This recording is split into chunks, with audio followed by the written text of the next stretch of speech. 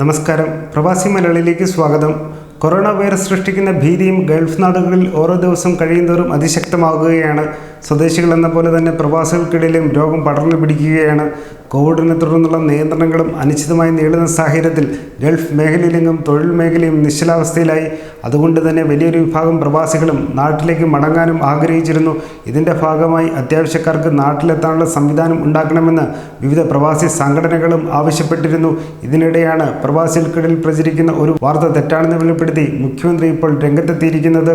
കേരളത്തിൽ നിന്നും UAE ഡോക്ടർമാരും ആരോഗ്യ പ്രവർത്തകരും അടങ്ങുന്ന മെഡിക്കൽ സംഘത്തെ പ്രത്യേക വിമാനത്തിൽ അയക്കുന്നുവെന്ന പ്രചാരണം സംസ്ഥാന സർക്കാരിന്റെ അറിവോടെയല്ലെന്ന് മുഖ്യമന്ത്രി പിണറായി വിജയൻ. ഫാത്തിമ ഹെൽത്ത് കെയർ ഗ്രൂപ്പിന്റെ MD ഡോക്ടർ KP ഹുസൈൻ ഇങ്ങനെയൊരു വാഗ്ദാനം ദുബായ് ഹെൽത്ത് അതോറിറ്റിയെ അറിയിച്ചുവെന്ന രീതിയിൽ വാർത്ത പുറത്തു വന്നിരുന്നു. ഇത് ശ്രദ്ധയിൽപ്പെട്ടതിനെ തുടർന്നാണ് വിമാനം അയക്കുന്നുവെന്ന വാർത്ത സർക്കാരിന്റെ അറിവോടെയല്ലെന്ന് മുഖ്യമന്ത്രി വ്യക്തമാക്കിയിരിക്കുന്നത്. ഇക്കാര്യം സംസ്ഥാന സർക്കാർ ഔദ്യോഗിക തലത്തിൽ തന്നെ Dubai health authority director general Humaid al ഖുദമിയെ അറിയിച്ചിട്ടുമുണ്ട്. അതേസമയം UAE മെഡിക്കൽ സംഘത്തെ അയക്കുമെന്ന വാഗ്ദാനവുമായി സംസ്ഥാന ഗവൺമെന്റിന് ഒരു ബന്ധവുമില്ലെന്ന് മുഖ്യമന്ത്രി വ്യക്തമാക്കി. കത്തെഴുതിയ വ്യക്തിക്ക് സംസ്ഥാന സർക്കാരിന് വേണ്ടി സംസാരിക്കാനുള്ള ചുമതലയില്ല. ലോകം COVID-19 വെല്ലുവിളി ചെറുക്കാനുള്ള കഠിന പ്രയത്നത്തിലാണ്. ഇതിൽ ഓരോ രാജ്യത്തിനും തങ്ങളുടേതായ മാർഗങ്ങളുണ്ട്.